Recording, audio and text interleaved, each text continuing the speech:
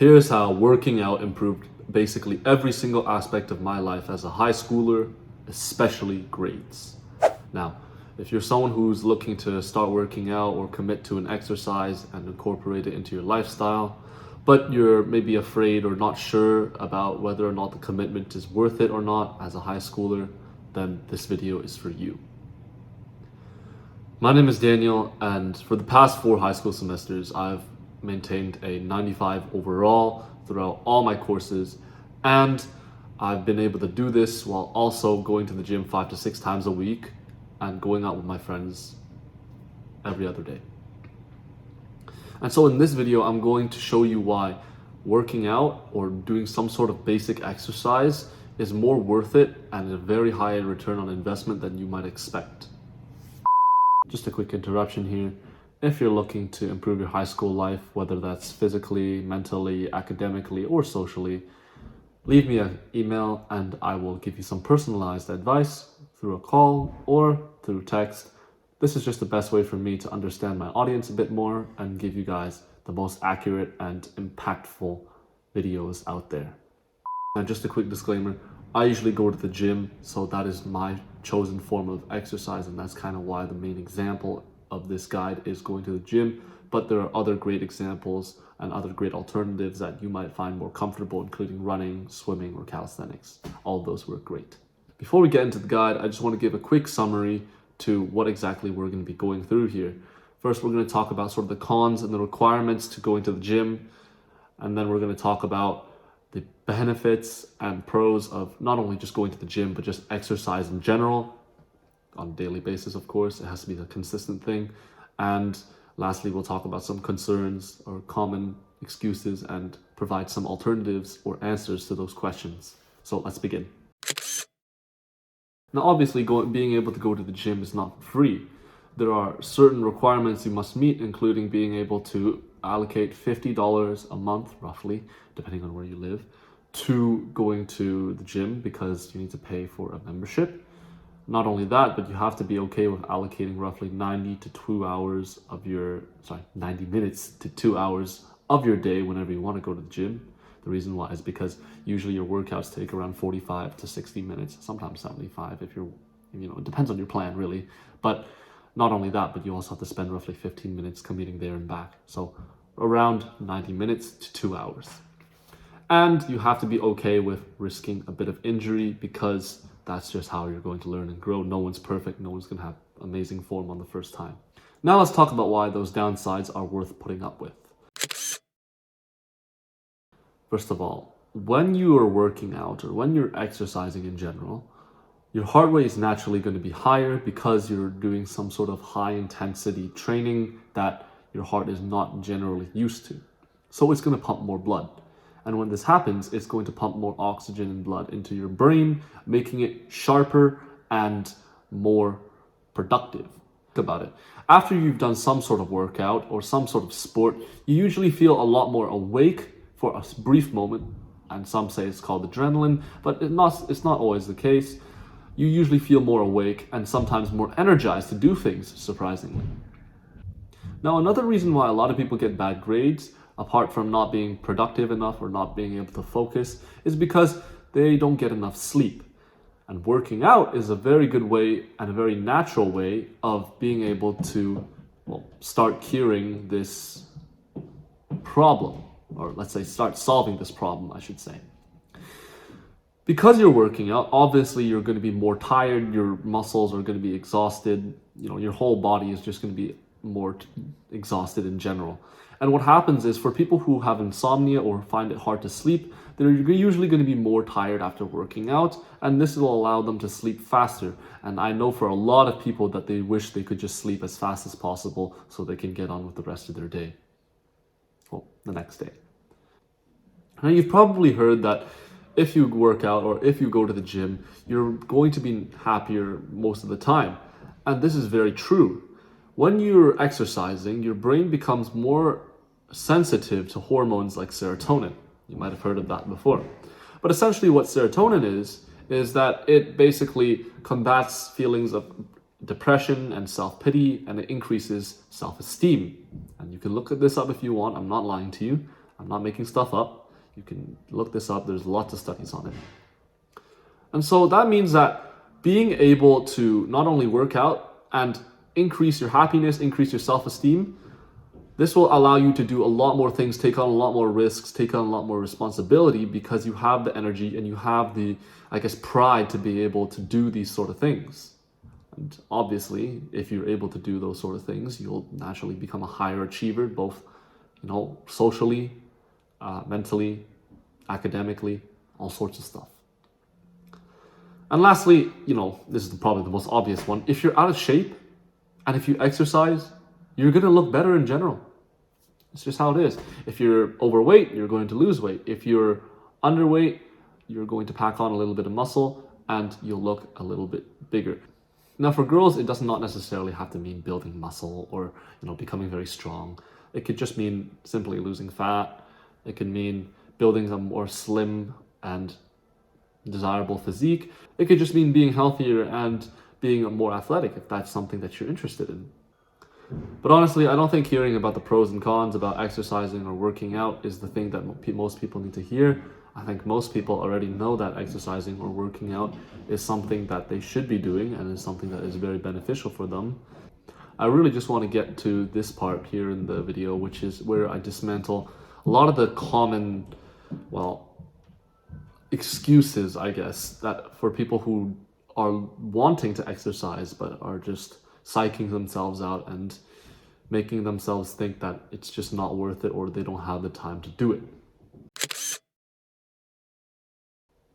The first common excuse that I hear all the time is having no transportation. Now, a lot of people are going to say that, well, Daniel, that's not really an excuse. Like, if I have no transportation, I deadass just can't go.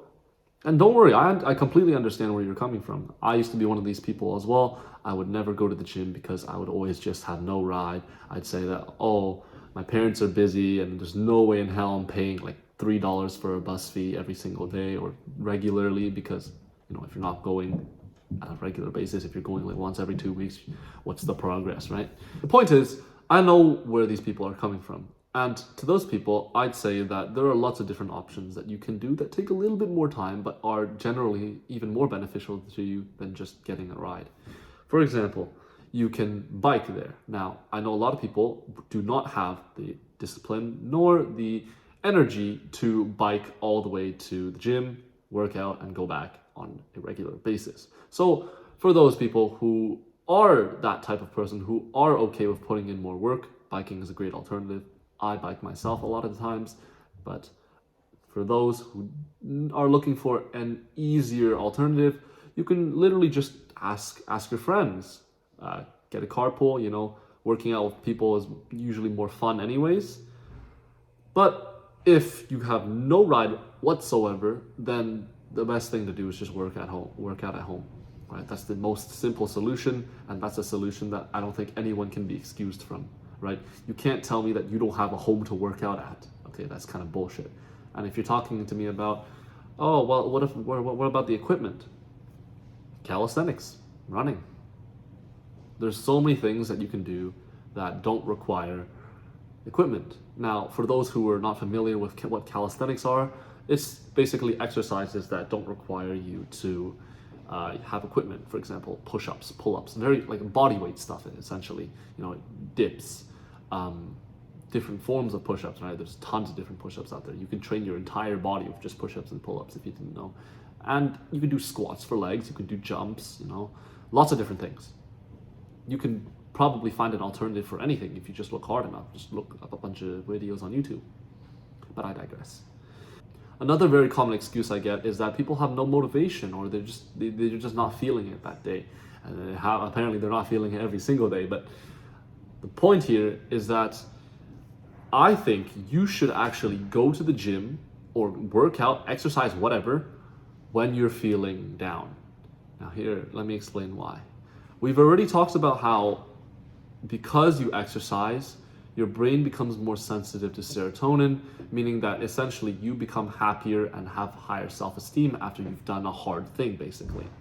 And so whenever you're feeling down, it's a very good habit to do an exercise and feel happy about it afterwards, because it trains your brain to seek out that form of dopamine, that form of joy, whenever you're feeling depressed. For example, if I'm having a bad day and I go out for a run and I come back and I'm feeling happier, then next time I'm feeling bad again, which, let's be real, there's a lot of bad days for most people, I'm going on a run again, because I've trained my brain to say that, okay, whenever I'm feeling bad, I want to feel better, and this is how I've done it before, this is how I'm going to do it again, right? So essentially what you're doing is you're tricking your brain into saying that whenever I feel bad, this is how I can feel better. A lot of people decide to cope and indulge in bad habits to make themselves feel better whenever they're feeling bad, but this is one of the best ways I've discovered to not only get rid of the bad habits, but also to implement new habits whenever you're feeling down, right? Replace the bad habit whenever you're feeling depressed and, substitute it with a good habit instead. A third excuse that I think a lot of people actually have, but they don't really say it as much, is fear. This can mean fear of being judged, fear of being weak, fear of being small, fear of failure, whatever. And for those people who are too afraid to maybe put themselves out there in the gym, or too afraid to go on a run and feel like shit because maybe they know that they're not very athletic, humble yourself. Set your expectations lower and work out at home if you need to. Because it's all about self-confidence, and if you don't even have the self-confidence to put yourself out there, you need to start working on that right away.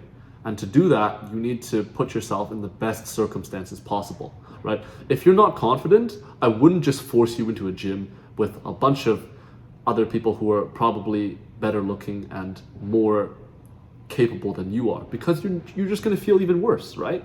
So it's important to listen to your own brain and prioritize preparing yourself for the next step, rather than saying, oh, I can't make the jump, so I might as well not do it. Okay? So for this one, work out at home, push-ups, pull-ups, running, whatever. Invest in some equipment if you need to, if you have that sort of money. But don't just pussy out just because you think, oh, I'm not ready, or oh, I'm not good enough. Always be working on something at least. And the last one is time. Right, I think this is the most common one. A lot of people say, oh, I just don't have the time, or oh, it's just too inconvenient for me. And for those people, I'd say that there's so many different alternatives, you're just not looking hard enough, right? Because I think a lot of the times people say that I actually want to work out, but I just don't have the time. In reality, they actually don't want to work out. And what I mean by that is, you'll notice that a lot of times whenever you don't feel like doing something, you'll end up making excuses and sort of coping and making up certain situations to justify an action or a decision that you make that is probably something that's not good for you. For example, if I didn't want to exercise that day, I could say like, oh, it's raining, it's not good weather, or, I have a lot of homework I need to do, or, I'm just not feeling it, I'm feeling tired today, right? You start making up excuses to psych yourself out of it. And this is especially true when you're talking with, being too busy, because most people, most high schoolers anyways, have lots of time on their hands. And if they are completely busy and doing productive work throughout their entire day, then I don't even think that they would be watching this video anyways. So if you are watching this video, it means that you do have free time. Whether it is an hour or 2 hours a day, you can squeeze something in. Trust me. And so the alternatives I would suggest for something that may be shorter or more convenient is, like I said, working out at home. You can do specialized workouts, right? Have a plan. If you have a plan, then things don't take as long because you're not figuring stuff along the way. You're instantly doing it. You're just going through the motions at that point. So have a plan, work out at home. You can have shorter and more intense workouts if that's something that you're interested in. For example, if you're doing running, instead of running like marathons or running like miles, you can just do interval training, sprints, suicides, that kind of thing. And just organize yourself. I know that a lot of you guys feel very busy. A lot of you guys don't have the greatest time management. But if you take the first step and try to organize your day just for being able to squeeze in a bit of exercise every single day, you'll naturally build up this skill of time management as well, and you can apply it to everything else in your life, right? If you can learn to make time for going to the gym or exercising, you can learn to make time for doing specific subjects, doing your hobbies, going out with friends, everything. But I think that this video has served my point of proving how working out or doing some sort of basic exercise and incorporating that into your daily routine is something that is super, super beneficial, and that's something that every high schooler should invest in because the return on investment is massive. And as usual, if you have a question in one of my videos and you want to get advice from me, maybe it's personal advice, don't hesitate to leave me an email and we can hop on a call and we can discuss one-to-one. This is the best way for me to figure out the type of people my audience is so I can make better videos and more accurate videos for you guys.